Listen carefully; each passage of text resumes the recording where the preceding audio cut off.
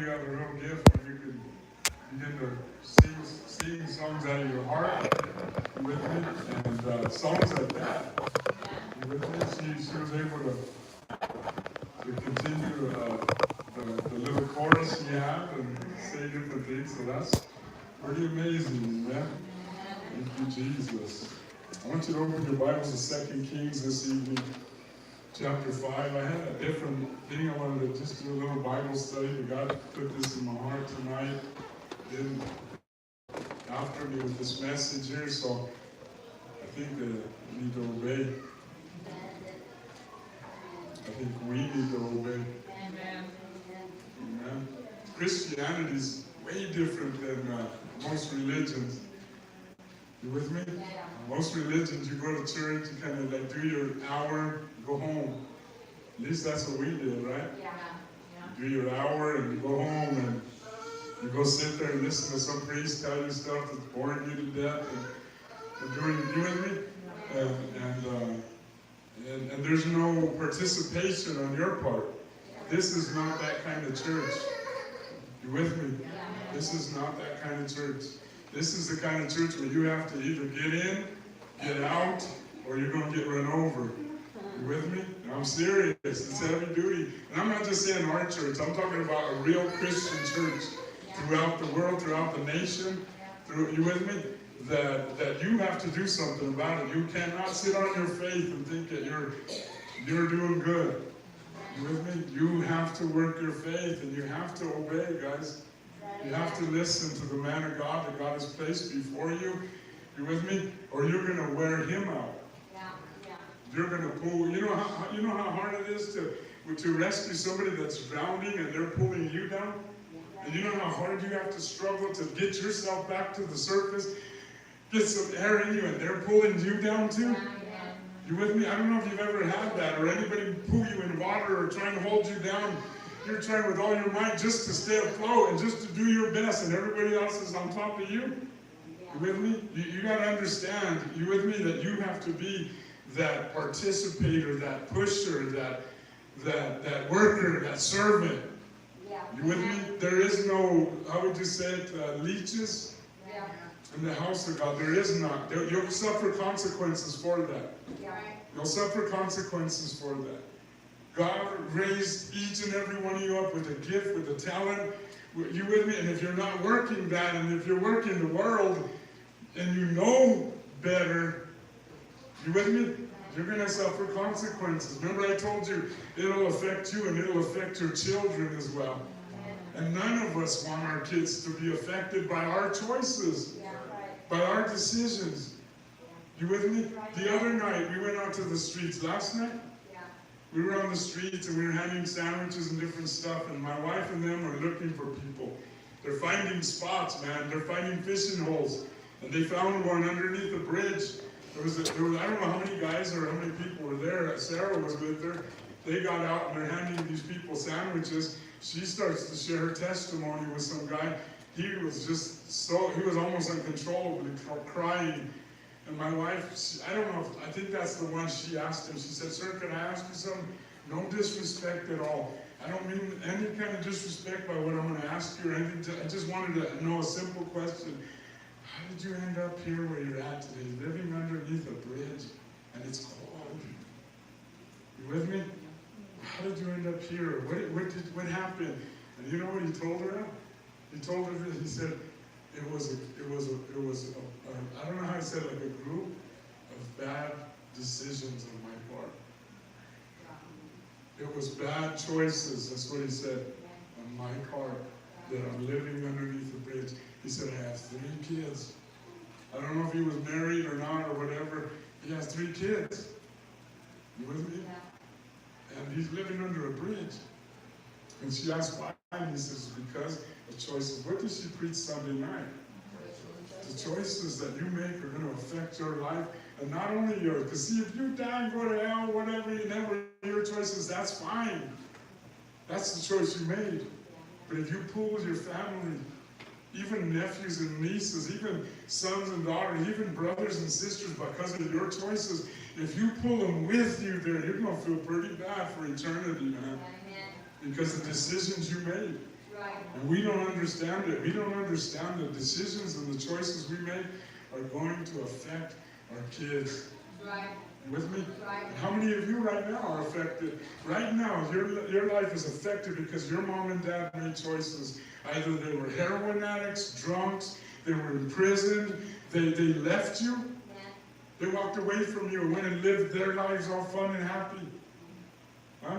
And because of them choices that they went to the prison because of bad choices they made. And because of those choices, your life is affected, and you even say that out of your mouth. Yeah, well, my mom and dad, they divorced, or my mom was a heroin addict, or my dad was an alcoholic, he ended up in prison, and you know, I mean, all this different stuff, and because of that, I'm the way I am today. You with me? And that's one thing, to see that and understand that and come out of that. That's what we're trying to do, help you out of that thing, so that you don't repeat the process. You don't repeat in your life what your parents did to you. Could you imagine how much worse your kids will be than you were? How much worse off they'll be than you were? Because of the decisions that you're making right now, whether they're, you know, whatever. You with me? And you know what I mean? And who's to say one day you ain't out there on 4th Street? And we see you, and you're out there, you're all messed up. You know what I mean? You say, man, Pastor, you know how many people have written me letters from jail? Pastor, if I would have only listened. One lady, not men, lady, ended up partying, ended up, you know what I mean, out in the, you know, not really doing, just in the clubs, and just out doing her thing, and this and that, and she had her son with her, who was just a teenage boy, maybe 13. And they got into a fight. She ends up stabbing this woman in the neck and almost killed the woman. And the son said it was he did it. The son was arrested and taken to jail. All this, found out it was mom. Mom ends up in prison. She was in our church. She ends up in prison for years and writes to me from there, Pastor, if I would have only listened to what you were saying then. See, the thing is, deception is that you don't think it can ever happen to you. You don't think one day you'll just happen to get a bottle and break it and fight and stab somebody and kill them, or them you. Just because you were out hanging out, just because you were out partying, or whatever the situation. You with me? You don't think it can happen to you. That's why you could sit there and just kind of, you know, doze off and, you know, not even pay attention, and because you don't think it could happen to you. And one of these days that it does, then you're going to be writing me, or from your deathbed, saying, Pastor, I should have listened to you, man. See, God places people like my wife and I, not just us, other people too, in your life too. The Bible says, encourage one another daily, as long as today is called today. The word encouragement is also translated into the word warn them. God puts people in your life as warning signals, as warning signs. Don't, you know, slow down. This is a sharp turn right here. I don't have to listen to anybody. And God puts pastors in your life as a gift, church. If you would see your pastors as a gift, you wouldn't resent us. And some of you have resentment in your hearts towards your own pastors. You might smile at us and say, amen, praise the Lord, Pastor. Love you, man. Yeah, right. In your heart, you resent everything we say to you. You with me? Come on. Because it's, you know what I mean? Why do they got to tell me? You know what I mean? They're lucky I'm even coming. You know what I mean? All they do is talk to me and whatever. Rebuke me, some people say. All they do is rebuke us. Huh? You know that? You with me? Huh? The Lord chastens those that He loves. The Lord speaks words into our hearts to help change us. See, as a Christian, you ought to have in your mind, I need to change. I am not good the way I am. I must grow in the things of God. I must get closer to God. If I don't, you know what I mean, the devil's going to swallow me up out there in the world. Listening to everybody and all these friends and family and everybody that's telling you, you don't have to listen to them. Well, where were they when you were hurting? Where were they when you were all jacked up? What words did they speak to you? Who helped you? Who picked you up? Who spoke in you? Who prayed over you? Who believed and used their faith for you to get out of a mess you were in? You with me? And the devil uses, you know what I mean? He don't want you here in this church. He don't want you in any good Christian church. He wants to pull you out. He don't mind if you go play games in some church somewhere. He don't want you in a church that's going to tell you the truth. That's going to preach the gospel. That's going to convict your hearts. You with me? To where you can come to an altar, man, and there at that altar, God's dealing with you. Not twiddling your thumbs. You know, man, I hope it hurries. I got things to do. I got places to go, people to do. There's consequences and stuff for choices that we make, even if we're in church, even if we're hanging with the man of God, even if we're around, even churches like my pastor's church. You with me? Pastor Ray is one of the most godly men I know. And I've seen pictures today of people who burned him. You with me? Of a couple who burned him, both in the men's and the women's home, kissing and hugging, all at their new church, all married now, and they're just taking pictures and so happy. And it just freaked me out. I said, how can people prosper like that? How can people walk away and hurt a church and hurt a pastor like they hurt my pastor's heart? You think when people do stuff, they walk away from the churches and they go talk about them and say what the church did to them? They don't see how they hurt the church, how they hurt my pastor. And yet, you look at the pictures, you would think, man, they're blessed. All lovey-dovey now, all hooking up, all messed up in the home, and now they're all been married, and pretty pictures, and hair curled, and all this stuff, and it looks like they're all happy. There's consequences for things you do. You with me? Pastor Ray loves the women's home and that men's home more than anything else in this world. You with me? And for them to burn him and hurt him and do all that stuff and walk away and think you're going to go away and prosper all happy and you're nice to live in a marriage. I feel sorry for them. And all I could think was, God, forgive them. Forgive them, Father, for they know not what they're doing. You with me? And it, you know what I mean? I was like, gotta pray, Lord. Gotta pray. Because if you hurt my pastor, you hurt me too. When you come against him, you come against me. You with me? That's the way I was brought up. You with me? And you with, amen. We're in 2 Kings chapter 5. And I'm in verse 14. We're talking about a man named Naaman who was a leper. He was a warrior. He was a military, I don't know how you say, lieutenant, corporal, sergeant. He was this big-time guy in the military, yet he had a problem. He won wars. There was nobody that could touch him, yet he had a problem. Some of you don't understand you have a problem tonight. I don't care what you look like when you look in the mirror. I don't care what you say about yourself tonight. You with me? There's a problem. And God sent a man of God named Elisha to come and help this man. The man told Elisha, Naaman, Elisha told him, go dip in the Jordan 7 times. And the man threw a fit. He got all mad and upset because his rivers in his country were crystal clear. Why would I go dip in a dirty thing? Because the man of God, because your pastor told you. Yeah, but I don't, why do I have to do that? I don't understand. I think it should go this way. I think it should, it doesn't matter what you think. You've got to learn to obey. That's why God brought you to church. So that you can learn to listen. Just like you want your children. You shut up and you listen to me because I said so.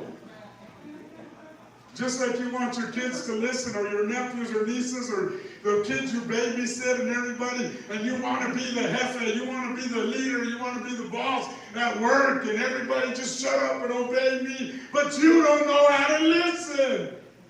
And God will take you from your little high horse. And God will try and humble you and teach you.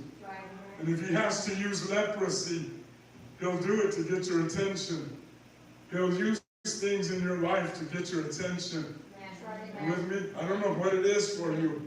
But for Naaman, all his glory and all his splendor and all his conquerings and all this stuff still couldn't. When I take my clothes off, I'm still a leper, Lord. Yeah. People might not know. People might not understand. People might don't know your secret. Right. But when you take them clothes off, or when you, whatever it is, you know what I mean, get away from that job or whatever, you're still a leper. There's still issues in your life. When you come over here to church, I don't care who you think you are out there, you're still a leper. You need help in your life. And God brought you here. God brought him to the man of God, Elisha, so that Elisha can speak into his life, so that Elisha can tell him, listen, you want to be clean? This is what you need to do. But why do I have to do it that way? Why do they think they know more than me? I've had everything, and they say, well, why do we have to listen to you? We know just as much as you through the Bible college. What are you trying to tell us? But the thing is, you don't understand, we've been called to this position. We didn't call ourselves, we didn't set ourselves up like you did. You know, dog-eat-dog, step on whoever you have to get to your position, lie on whoever you have to. Are you with me? Cheat or whatever you got to get to the position you're in at work or whatever. We didn't call ourselves here. God called us here. As a matter of fact, when God calls you, a lot of times you do it resistantly and reluctantly. You're like, God, I don't want to do this. I don't want to speak to these people. How do you feel when you walk away from church and everybody ignores you? And everybody beelines away from you because you're speaking to their lives and they don't want to have a relationship with you. Yeah. Because as our nature, we want friends. Yeah. We want fellowship too. But when God puts a prophetic call on your life and he says, say this, son, people don't want to hear that and they don't like you. Right. Not everybody loves pastors. Right. You with me? Not like us. Pastor Ray will be the first one to tell you, not everybody loves him. They'll run to Pastor Ed and Pastor Mike and everybody else. You with me? He said it the other night because they don't want to talk to him because he'll tell them the truth. Yeah. But it's totally from a place of love. It's totally from because I love you. You with me? Yeah. And we don't understand that a lot of times. So Elisha tells him, you go dip in this Jordan 7 times. After the fight and after the fuss and after his own people had to come. And sometimes God will use even sinners to rebuke you. So why don't you just listen to your pastors? Yeah. You know God will send kids even to your children? Yeah. And kids will tell them, man, you got a good mom, bro. Why are you fighting with, why do you treat her so mean? My mom's a drug addict. My mom's an alcoholic. My mom's not even there. At least you got some, this said sinners to rebuke your kids. And your kids will start thinking twice about the way they're treating you.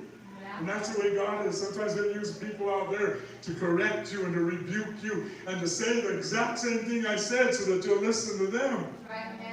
And say, wow, that's what Pastor was telling us the other night in the service. But we don't listen because it's our pastor and we don't have to. Yes, you do. There's consequences for it. It's in verse 14 it says that so he went down and he dipped himself in the Jordan 7 times as the man of God had told him or instructed him to do so. And his flesh was restored and became clean like that of a young boy or like a baby's bottom. Why did that happen? Because he listened. He listened to a pastor that wasn't even his pastor. He listened to a pastor that he knew, you with me, God sent him to. And he instructed him what to do. And he did it and was healed. I'm telling you, if you listen to what me and my wife are preaching to you and telling you guys, some of you would literally be healed inwardly. All this stuff would happen in your life positively. It says it in the Word. Believe my prophets or my preachers, and so shall you prosper.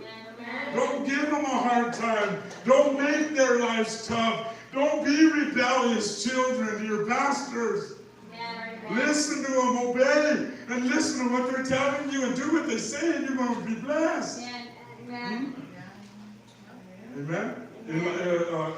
Naaman listened. Naaman obeyed. Amen. And then Naaman and his attendants, they went back to the man of God. They went back to see the pastor, and he stood before him. He stood before him, and he said, "Now I know." He says that there is no God in all the world except in Israel. Now I know that he didn't lift up Elisha, he lifted up God. Because he knew Elisha was just a servant of God. And that's all we are. All we are is servants of God. You with me? All we are is like a vessel, like that plastic bottle that holds the water. That's all we are. You got to listen to who's inside of us. Because this ain't some guy, because this ain't some pride trip, guys. This ain't some pride trip, me trying to, because, I was thinking, man, I was watching the other day. See, I come from a gangster lifestyle. Some of you don't even know. You with me? You don't understand. You don't understand the lifestyle. Because some of you did, because you came from that life. But you don't understand. I was watching, the other day, me and my wife were doing something. She was getting ready, and I noticed on the TV, I said, what are they doing? And they were showing some guys out of Texas, the Texas Syndicate. I don't know if you guys have ever heard of them. These are some bad boys. These are dudes that would kill chicks. Huh? Come on. Huh? And I mean, this gangster lifestyle. And man, one guy had just claimed that he was part of the Texas Syndicate. He told somebody, when he wasn't a part, they had voted him no, that you're not going to be a part. He claimed that he was, and because he did that, they put a hit and they killed that man. Anybody that got in their way, they killed. They did this, they did that, and all this stuff. And I don't like to watch stuff like that because it brings all this ugliness up. Huh? It brings this, what? Huh? This mindset, this attitude, like, it's like, oh, I would take it. I wouldn't ask you. Please give. I'd rob you and take all your money. Not ask you, please, and wait there for your dollar to come in the offering. I'd rob you, take it all. And if you didn't want to listen, there would be consequences for it.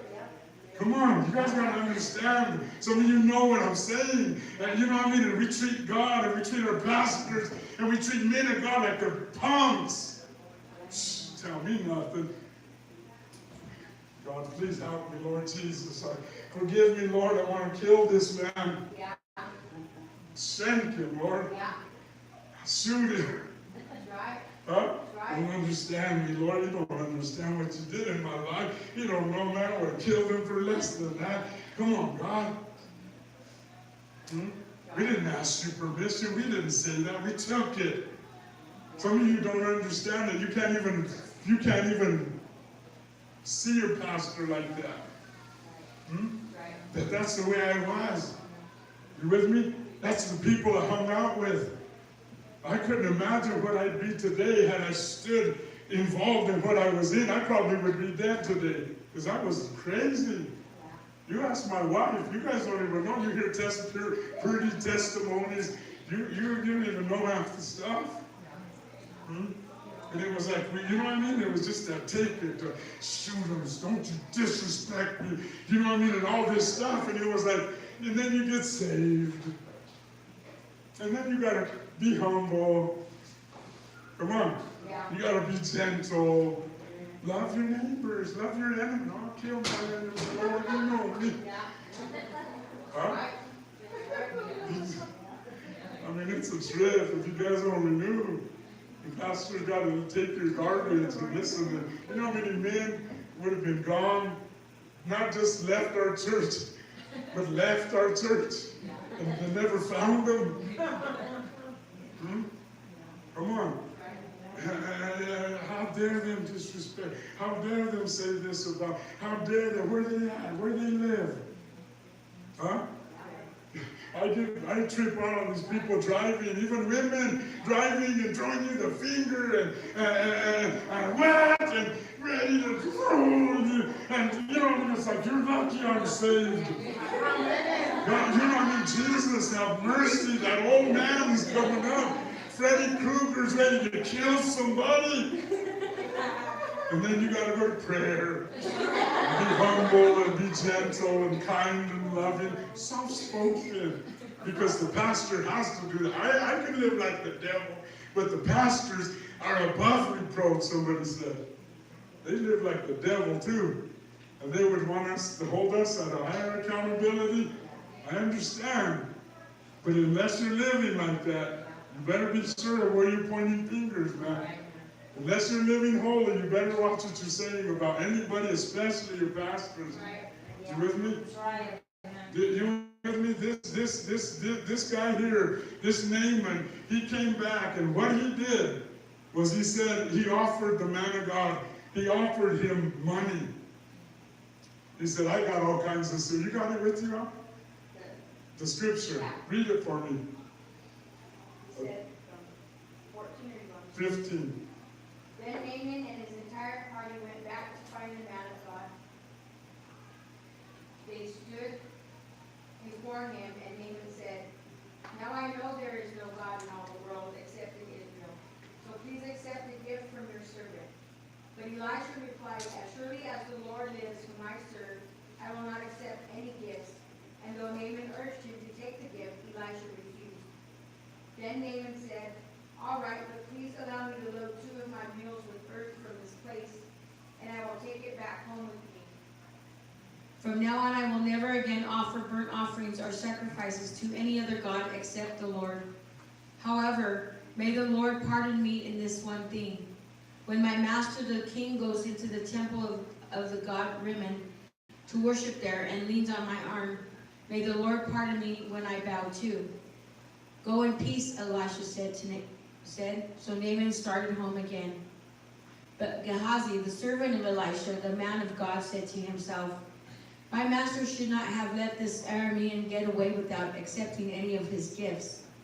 As surely as the Lord lives, I will chase after him and get something from him. So Gehazi set off after Naaman. And when Naaman saw Gehazi running after him, he climbed down from his chariot and went to meet him. Is everything all right? Naaman asked. Yes, Gehazi said, but my master sent me to tell you that the 2 young prophets from the hill country at Ephraim had just arrived. He would like 75 pounds of silver and 2 sets of clothing to give to them. By all means, take twice as much silver, Naaman insisted. He gave him 2 sets of clothing, tied up the money in 2 bags, and sent 2 of his servants to carry the gifts for Gehazi. But when they arrived at the citadel, Gehazi took the gifts from the servants and sent them in back. Then he went and he hid the gifts inside the house. And when he went in to his master, Elisha asked him, Where have you been, Gehazi? I haven't been anywhere, he replied. But Elisha asked him, Don't you realize that I was there in spirit when Naaman stepped down from his chariot to meet you? In this, the time to receive money and clothing, olive groves and vineyards, sheep and cattle, and male and female servants? Because you have done this, you and your descendants will suffer from Naaman's leprosy forever. And when Gehazi left the room, he was covered with leprosy. His skin was white as snow. Gehazi, he was a servant he was assistant to his pastor. He was a servant in the church. He was the men's home director. He was an armor bearer. You with me? He was a helper. His pastor trusted him. Her pastora trusted her. You with me? And Gehazi, I know from being a preacher that there's not a lot of money in this. You with me? Not a lot of money in this work.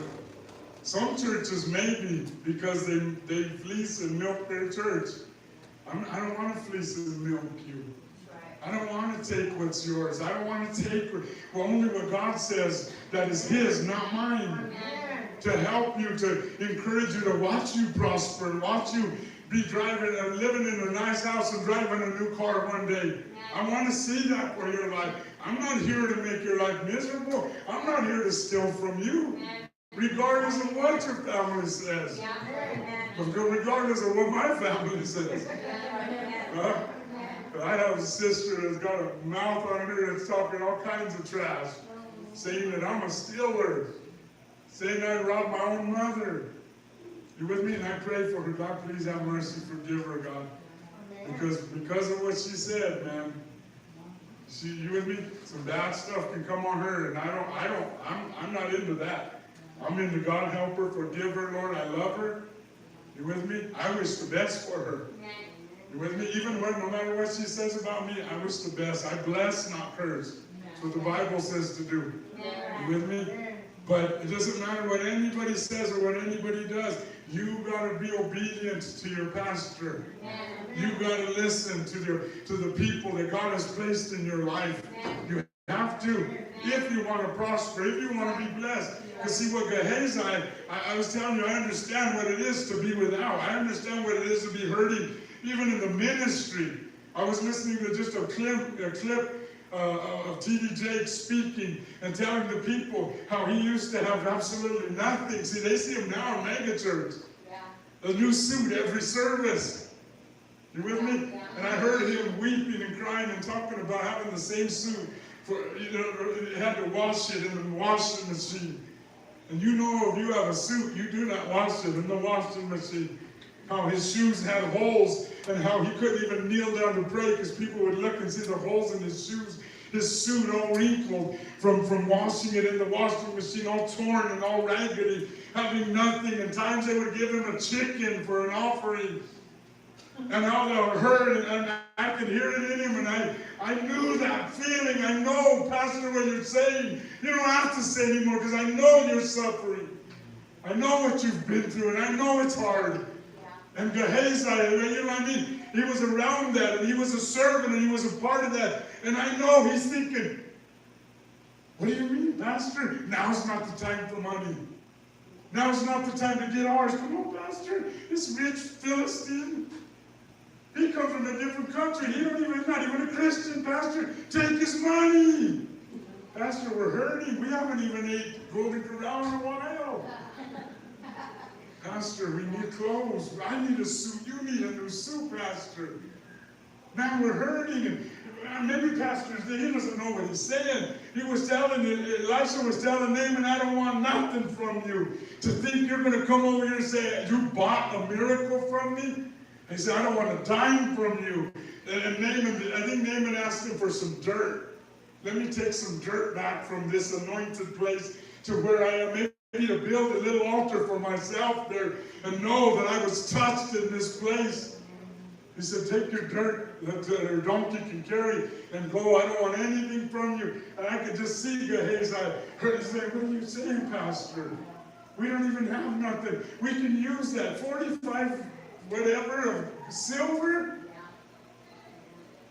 2 suits, brand new suits. I mean, He said, maybe my pastor don't know. Maybe, you know what, I think I know better than him. Some of you don't understand some of the spiritual things that we go through or the decisions we make. So you make your own decisions thinking, I know what's better than my own pastor does.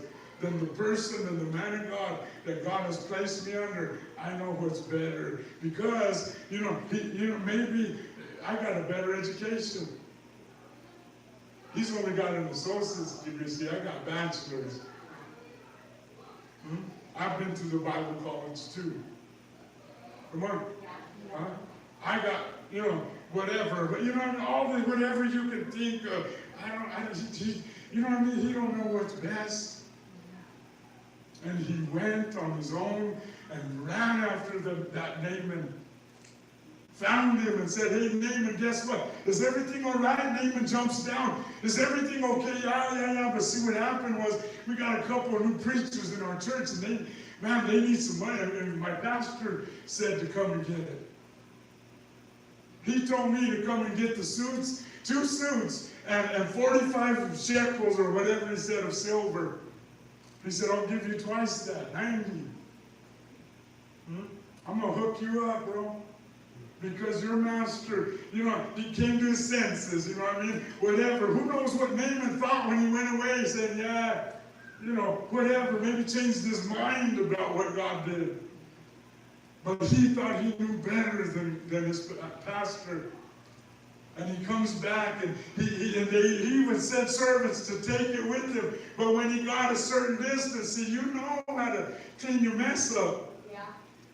Come on now. How many of you have ever watched some of those 48 hours or whatever, and you see these people, they go kill somebody, and then they're in there, and they're looking online and seeing how to clean blood up and how to do this. All of a sudden, you're a scientist, and you clean your mess pretty good. Where people with a natural eye can come in and say, I don't see nothing in this house.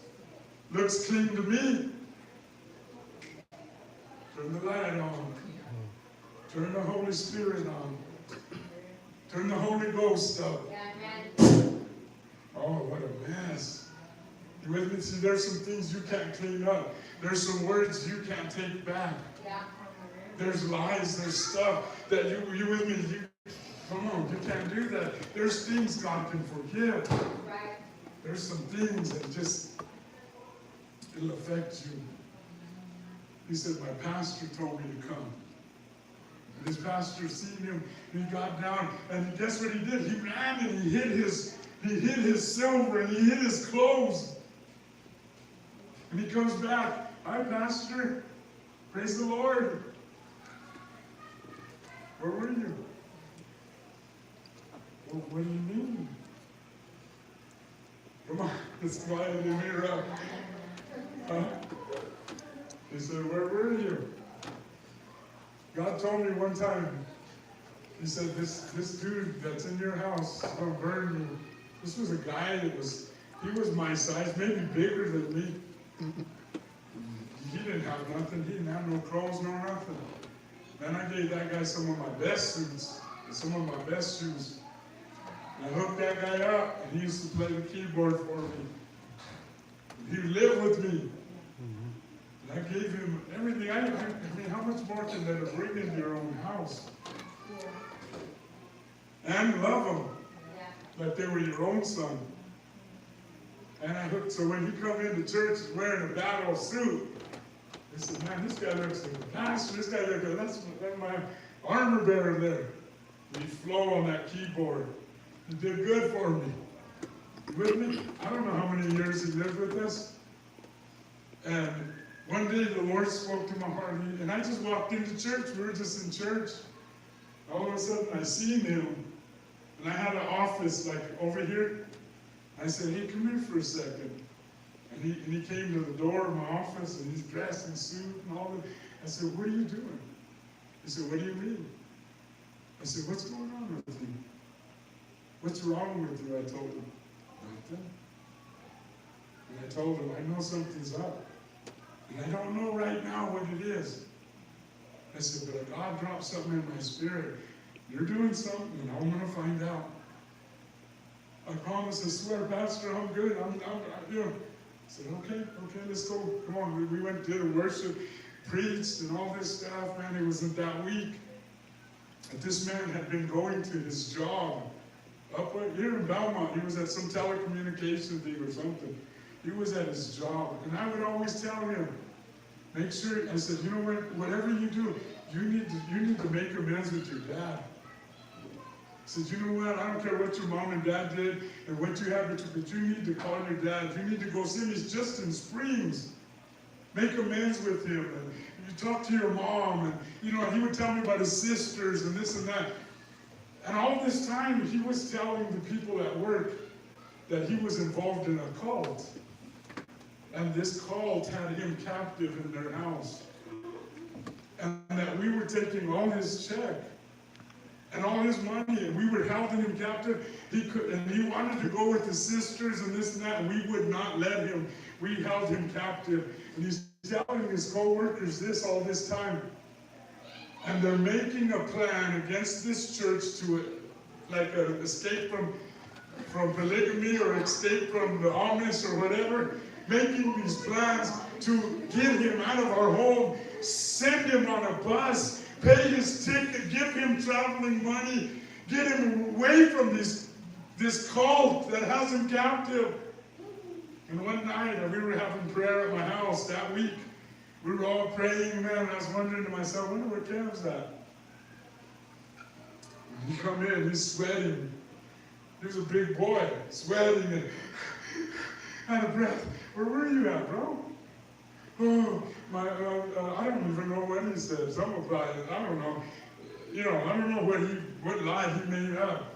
But the whole time they had a party for him at his work, a going away party. So not only did they give him a couple $100 in cash, a bus ticket to El Paso, but they gave him gifts and presents that he was literally running across our yard, hiding it in the alley, running back, getting more, and doing all this stuff. And then he comes into prayer all sweaty, and I'm like, what are you doing? Oh, nothing. I was just, whatever, he told me. And the next night, I think it was the next day, we didn't hear from him. And we got home, we pulled into our driveway, and in the driveway I seen in the trash some stuff hanging out. It looked like pants. And I walked up to the trash can already, and getting home, and I opened the lid, and it was the suits that I had bought him in the trash. I just dumped them in the trash. The shoes that I had gave him in the trash. We went inside, we looked in his room, he was cleaned out, drawers were open, everything was gone. And that's the last we heard of him. And so a few days went by, and we were like, what happened to this guy? We went to his work. My wife was worried about him. She said, let's go to his job, and I'll talk to some of the people there. And she went in, and they said, oh, you're the one.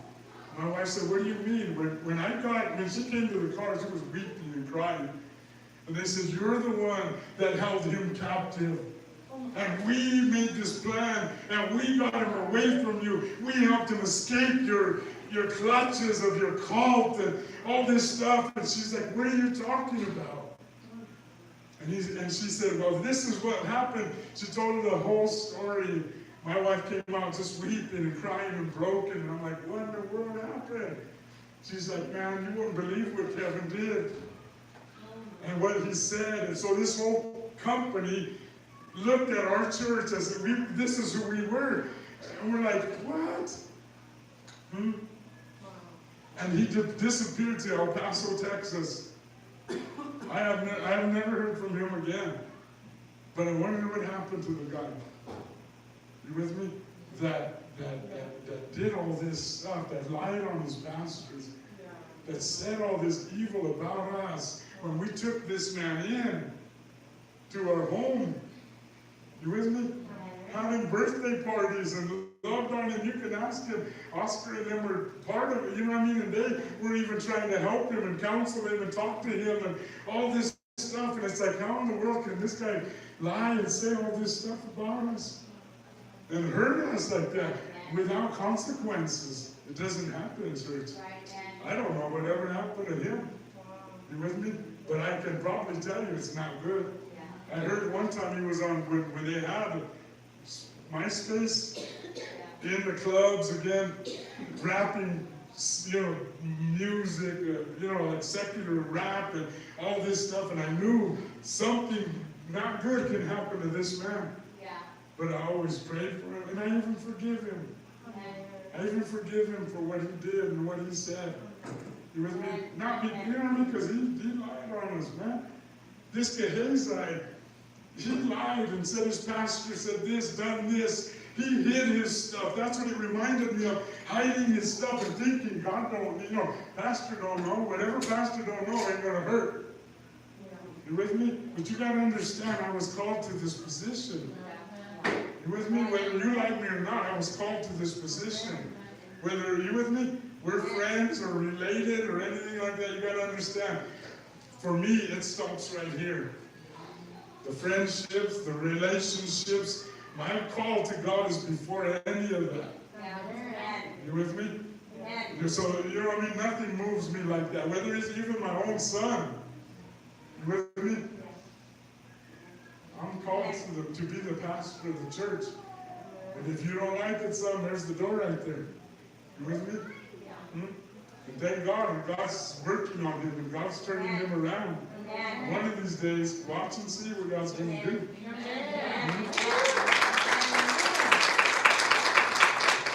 But this man went back, and his pastor asked him, where were you at? What do you mean? I was nowhere.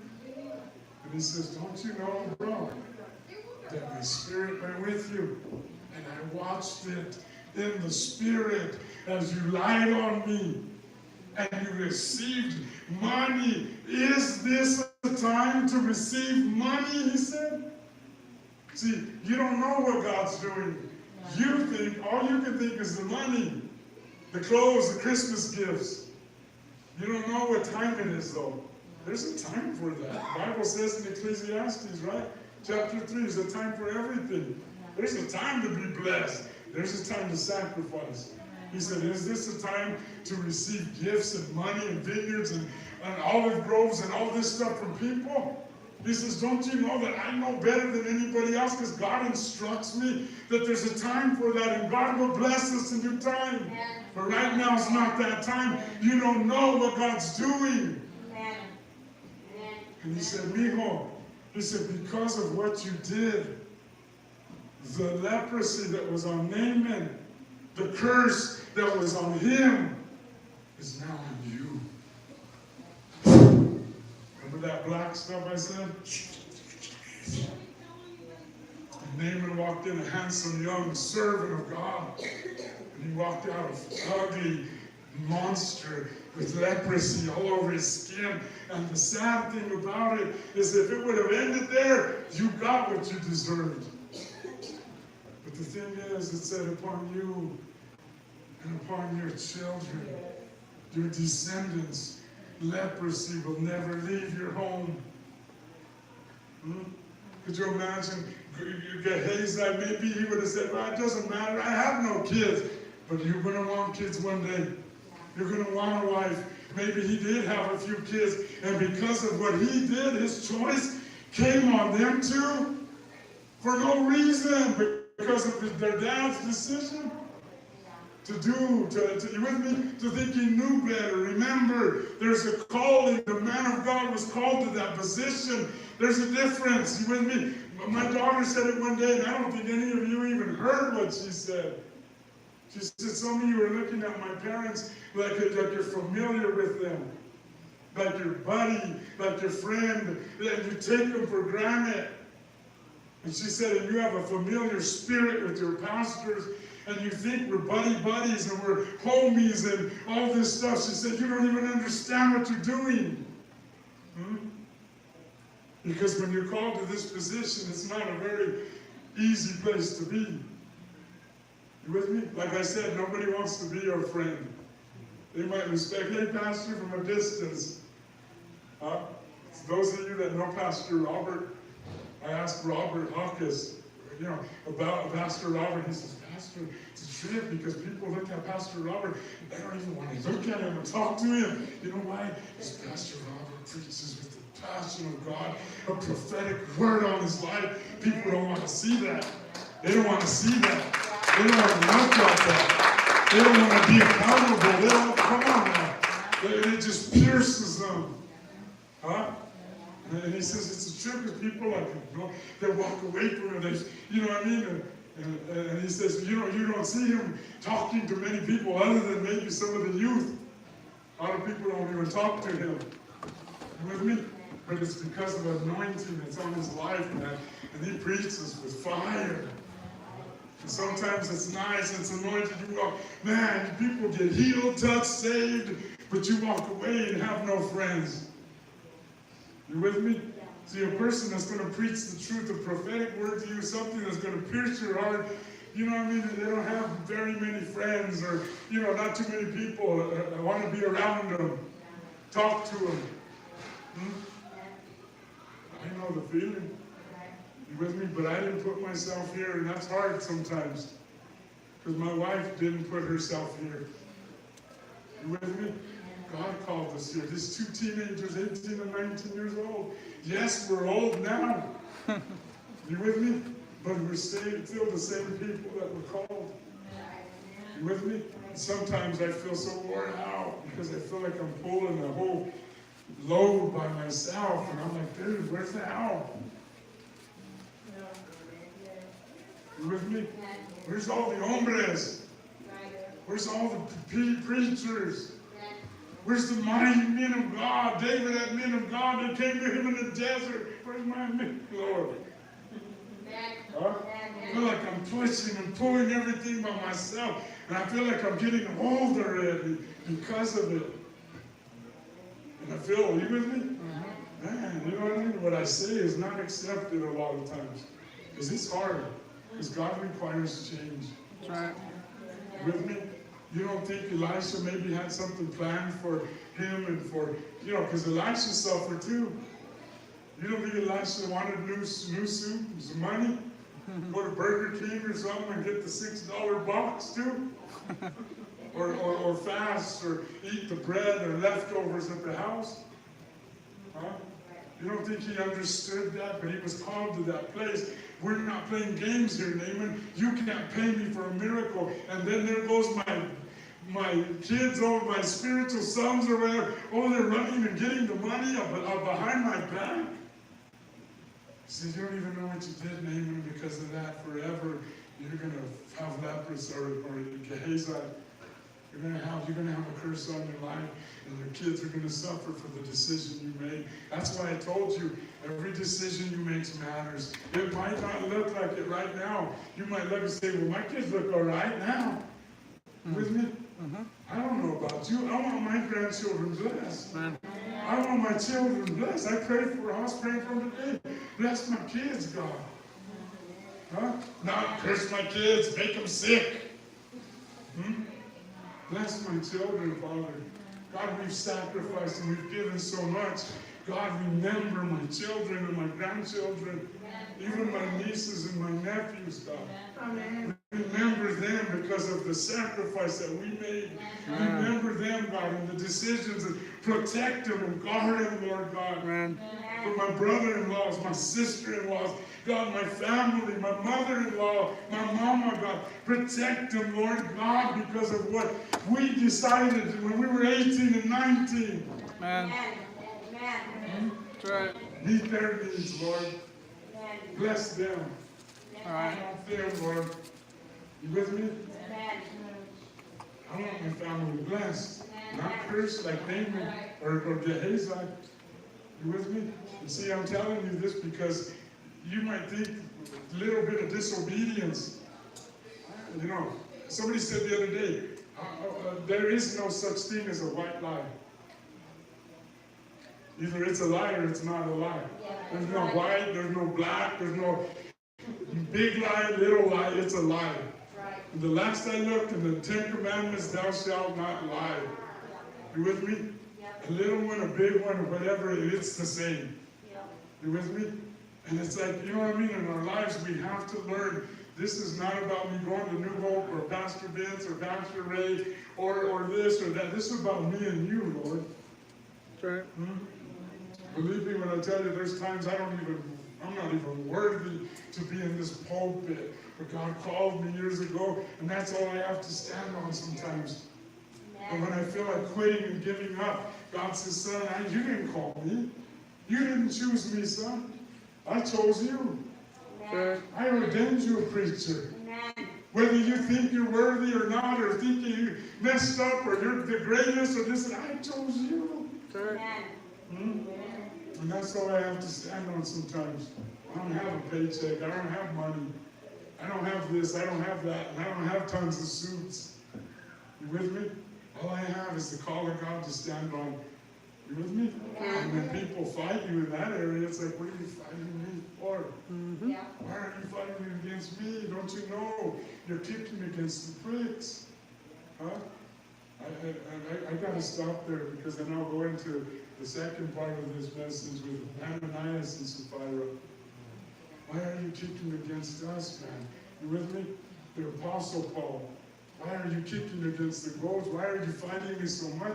God, we're here to help you. Huh? We're not here to hurt you. We're not here to harm you. We're here to help you. Your husbands, ladies, ought to be right here in the front rows, now thanking these pastors for what we teach you, ladies. Man. And saying, man, thank you, God, that you didn't give up on me, that pastor knows all my dirty secrets and still don't give up on me. Come on now. I'm not saying bad things about us. Come on. If anything, they ought to be over here, man, serving and saying, man, thank you, God, for these pastors, man. Huh? Come on, it's one thing to not know about somebody's secret, but to know somebody's dirty laundry and still love them and still pray for them. Huh? Still pray for them. Your kids. Huh? And still love them and still pray for them. Whether they're alcoholic, drug addict, or homosexual, we still love you and we still believe in you and we're still praying for you. And whether you're here or not in the year, we'll still be praying for them. And we'll still be with arms wide open, coming here and get saved. Because that's what we've been called to do.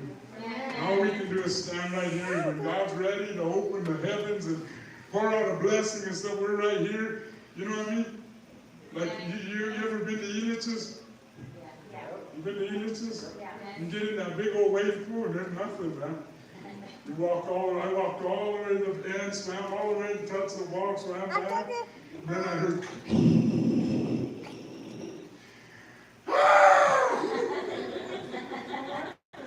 trying to swim back, and here comes the waves.